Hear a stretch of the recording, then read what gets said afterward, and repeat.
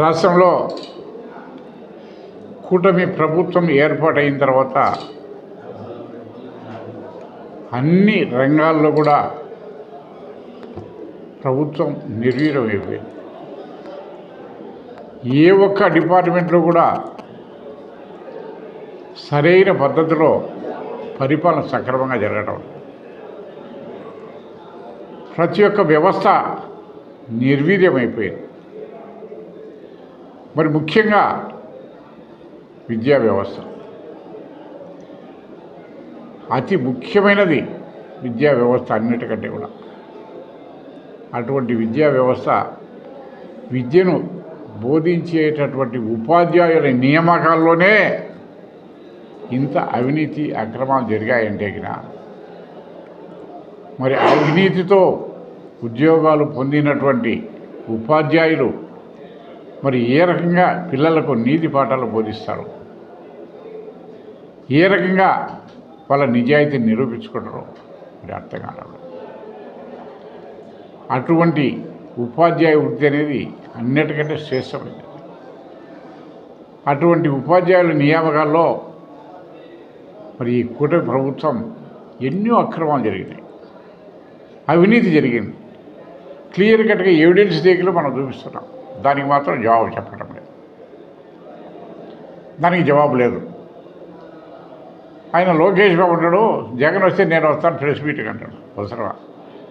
మీరు ఇచ్చిన దానికి జవాబు చెప్పండి. మీకు ఒక క్లిప్పింగ్ చూపిస్తాను. అసెంబ్లీలో రాజశేఖర్ రెడ్డి సీఎంగా ఉన్నప్పుడు జగన్ మీద ఎవరో అవినీతి ఆరోపణలు చేశారు. అసెంబ్లీ సాక్షిగా నా దగ్గర క్లిప్పింగ్ కూడా అవుతుంది, మీకు చూపిస్తాం. అలా పట్టి చెప్పడం, మీకు దమ్ము ధైర్యము ఉంటే నేనే చెప్తున్నా, ఇన్ రైటింగ్లో ఇస్తా, సిబిఐ ఎంక్వైరీ పిలిచండి. మా వాడు తప్పు చేసింటే హ్యాంగ్ చేయండి, నేనే ప్రపోజ్ చేస్తున్నాను. అది రాజకీయం అంటే, అది వైఎస్ కుటుంబానికి ఉన్నటువంటి గౌరవం. మరి ఈరోజు ఇన్ని ఎవిడెన్స్లు ఈ రకమైన అల్లరి జరుగుతూ ఉంటే నువ్వు మెరిట్ లిస్టే ఇంతవరకు పెట్టాలి. అసలు మెరిట్ లిస్టే పెట్టలేదు. మరి స్పోర్ట్స్ కూడా జీవోలు మార్చాల్సిన అవసరం, ఎప్పుడైతే నోటిఫికేషన్ ఇచ్చినప్పుడు ఎటువంటి జీవోలు ఉన్నాయో ఆ జీవోల ప్రకారమే అపాయింట్మెంట్స్ జరగాలి. మరి జీవోలు మళ్ళీ అమెండ్ చేసి అయిన తర్వాత మళ్ళీ ఒరిజినల్ జీవోలనే మళ్ళీ అధికారం తీసుకొచ్చేటువంటి దాని అర్థమేమని, దాని అర్థమేమి? అవసరమా? స్పోర్ట్స్లో గోల్డ్ మెడల్ వచ్చిన వాళ్ళకు ఉద్యోగాలు లేవు, ఊరికి పార్టిసిపేట్ చేసిన వాళ్ళకు ఉద్యోగాలు వస్తాయి. అంటే ఎంత అవినీతి జరిగిందో చెప్పాడు. ఎవరైనా సరే నోరు విప్పి మాట్లాడితే ఈరోజు ప్రతి ఒక్కరి మీద కేసులు, ఈరోజు కర్నూలు జిల్లాలో ఒక వైఎస్ఆర్ కాంగ్రెస్ పార్టీ ఎమ్మెల్యే తప్పుడు కేసులు బనాయించి ఒక ఎస్సీ మహిళను చేశారని చెప్పేసి అవమానపరిచారని చెప్పి ఎస్సీ కేసు పెట్టి రిమాండ్కి పంపిస్తారు. మరి ఊరకుండా విశ్వేశ్వరరెడ్డి అరెస్ట్ చేస్తారు, ఆడ అప్పలనాయుడు అరెస్ట్ చేస్తారు. యాక్సిడెంట్ చేశారండి, వాళ్ళ అబ్బాయి యాక్సిడెంట్ చేశాడు. యాక్సిడెంట్ జరుగుతూ ఉంటాయి, సర్వసాధారణంగా జరుగుతూ ఉంటాయి. అది మర్డర్ కేసు అవుతుందా? ఏమిటి ప్రభుత్వం? ఏ రకంగా ఉంది ఈ వ్యవస్థ? ఎందుకు ఇంత దిగజారి బతుకుతున్నారు అసలు నాకు అర్థం కాదు. ఎవరైనా సరే ప్రభుత్వాన్ని వ్యతిరేకంగా మాట్లాడితే ఈరోజు అరెస్టు, కేసులు. మరి 2019 నుంచి 24 వరకు ఏ రకంగా విద్యా వ్యవస్థ ఉన్నది, ఈరోజు ఏ రకంగా విద్యా వ్యవస్థ ఉన్నది ఒక కథ ఆలోచించాడు. ఆ రోజు నాడు నేడు కింద ప్రతి ఒక్క స్కూల్ను కూడా బాగా బ్రహ్మాండంగా తీర్చిదిద్ది, ప్రతి ఒక్క high school mineral water plant పెట్టి వారికి కావాల్సిన ఫర్నిచర్ కానివ్వండి, మిగతా దానికి కావాల్సిన ఎక్విప్మెంట్ కానివ్వండి, అన్నీ బ్రహ్మాండంగా చేశాడా లేదా ప్రతి ఒక్కరిని. మరి అన్నిటికి మించి కొత్త భవనాలు నిర్మించాం. మరి మేము అధికారంలో ఉన్నప్పుడు అక్కడ ఒక గర్ల్స్ హై స్కూల్ కావాలని చెప్పేసి శాంక్షన్ చేయించి దాదాపు 80% పూర్తయింది. నేను దాదాపు సంవత్సరం పైన ఏంటనుకుంటే వచ్చి అక్కడికి వెళ్ళి చూశాను. ఇంతవరకు సీమ గుర్తుంటున్నారు. మరి అదేవిధంగా బ్రహ్మంగారి మఠంలో గర్ల్స్ హై స్కూల్ అది అంతే. అప్పుడు దాదాపు సుమారు పని పేపర్లు చూసే ఉంటారు. ఆ రాడ్స్ అన్నీ కూడా తుప్పు పట్టిపోయినాయి. ఎవరికి ఎక్కడికన్నా నువ్వు విద్య ఈ యొక్క స్కూల్స్కు ఈ 2 సంవత్సరాల 2 మాసాల్లో ఎంతనో ఖర్చు పెట్టాము. ఏ ఒక్క స్కూల్ అయినా డెవలప్ అయిందా? ఎక్కడైనా చేసావా? లేదు, ఎక్కడ లేదు. మరి అన్నిటికి మించి ఈ యొక్క డిఎస్సిలో జరిగిన అక్రమాలపై మరి మా వైఎస్ఆర్ కాంగ్రెస్ పార్టీ మొదటి నుంచి పోరాడుతూనే ఉంది. విత్ ఎవిడెన్స్ కూడా పెట్టాం. మేము అడిగింది ఒక్కటే, మీ చిత్తశుద్ధిని నిరూపించుకోవాలంటే, మీ నిజాయితీని నిరూపించుకోవాలంటే ఒక సిబిఐ ఎంక్వైరీ వేయండి. సిబిఐ ఎంక్వైరీ వేయండి. సిబిఐ కూడా ఇప్పుడు మీ చేతిలో, కేంద్రం కూడా మీ చేతిలో ఉంది కదా. మీ భాగస్వామి పార్టీనే కదా బీజేపీ కూడా. మీ తెలుగుదేశం కేంద్ర మంత్రులు కూడా ఉన్నారు కదా కేంద్రంలో. పెట్టండి, నిరూపించండి, మీ యొక్క చిత్తశుద్ధిని ప్రూవ్ చేసుకోండి. వదలడం లేదు, దానికి కూడా పెట్టేదానికి లేదండి.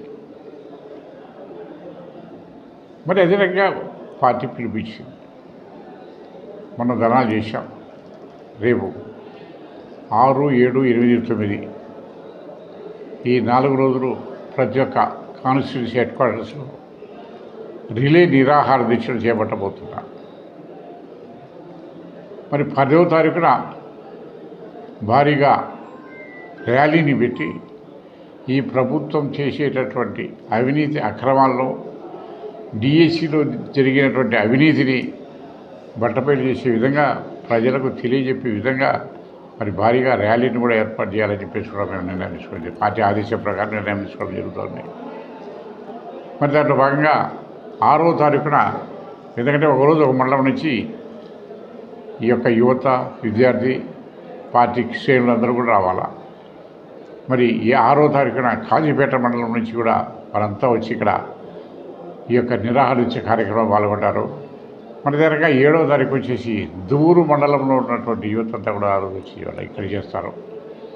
మరి 8, 9 బ్రహ్మంగారి మఠం నుంచి వస్తారు, 9 చాపాడు నుంచి వస్తారు. అందరూ వచ్చి ఇక్కడ ప్రతి ఆ రోజు నిరాహార దీక్షలు పాల్గొంటారు. మరి యొక్క ప్రభుత్వం చేసేటటువంటి అవినీతి అక్రమాలు ఎండగట్టే విధంగా చేయాలని చెప్పేసి చేస్తున్నాము. అయినా కానీ అప్పటికైనా సరే ఈ కూటమి ప్రభుత్వాన్ని కళ్ళు తెరిపించాలా. అవసరమైతే ఇంకా ఇది సిబిఐ ఎంక్వైరీ జరిగి ఆ డిఎస్సి సెలక్షన్ రద్దు చేసినంత వరకు కూడా మా పోరాటం కొనసాగుతూనే ఉంటుంది. ఎప్పటికి కూడా అది రద్దు కావాల్సిందే. నిజాయితీగా మెరిట్ ప్రకారం లిస్ట్ ఒకటి పైన చెప్పాలా, మెరిట్ లిస్ట్ ముందు బయట పెట్టాలా. అదే రకంగా స్పోర్ట్స్ కోటాలో ఉన్నటువంటి వారికి మెరిట్ ప్రకారం అది కూడా ఇవ్వాలా. అంతేగాని మీ ఇష్టం వచ్చినట్టు ఇచ్చుకోవడానికి అవకాశం లేదు. మరి ఇవన్నీ కూడా తెలియజెప్పే విధంగా వైఎస్ఆర్ కాంగ్రెస్ పార్టీ అన్ని రకాల ఈ యొక్క కార్యాచరణ కార్యక్రమాన్ని ఏర్పాటు చేయడం జరిగింది. తప్పకుండా ప్రతి ఒక్కరు కూడా వైఎస్ఆర్ కాంగ్రెస్ పార్టీ కార్యకర్తలే కాకుండా పార్టీలకు అతీతంగా నిరుద్యోగులకు, ముఖ్యంగా నిరుద్యోగ యువత, ఎందుకంటే వాళ్ళు మోసం చేశాడు. 3,000 రూపాయలు ఇస్తా అంటాడు, అడ్రస్ లేదు. ఇప్పుడు 24, 12, 24, 26 నెలలు అయింది. 72,000 రూపాయలు వాళ్ళకి. మరి దాదాపు ఒక 1000 కోట్లు ఫీజు రీయింబర్స్మెంట్ ఉంది. నిరుద్యోగ వృత్తి, వసతి దీవెన, ఇవన్నీ కూడా అట్లాంటి ఫిట్టింగ్ ఈ బుద్ధుడు కూడా ఇవ్వలేని పరిస్థితిలో ఉన్నాడు. మిగతా సమస్యలు అంటే ఇంకా ఇవన్నీ ఇప్పుడు కాదు, ఎందుకంటే రైతుల పరిస్థితి అగమ్యకు వచ్చినాక ఉంది. తర్వాత మాట్లాడలేదు.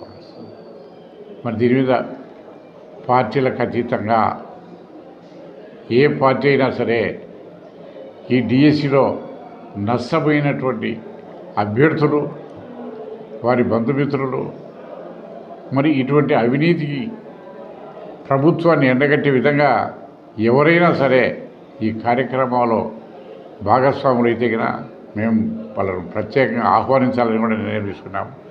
తప్పకుండా వారి యొక్క మద్దతు కూడా తీసుకొని ఈ యొక్క అజిటేషన్లో వాళ్ళను కూడా ఆహ్వానిస్తామని చెప్పి మనం చేస్తాం.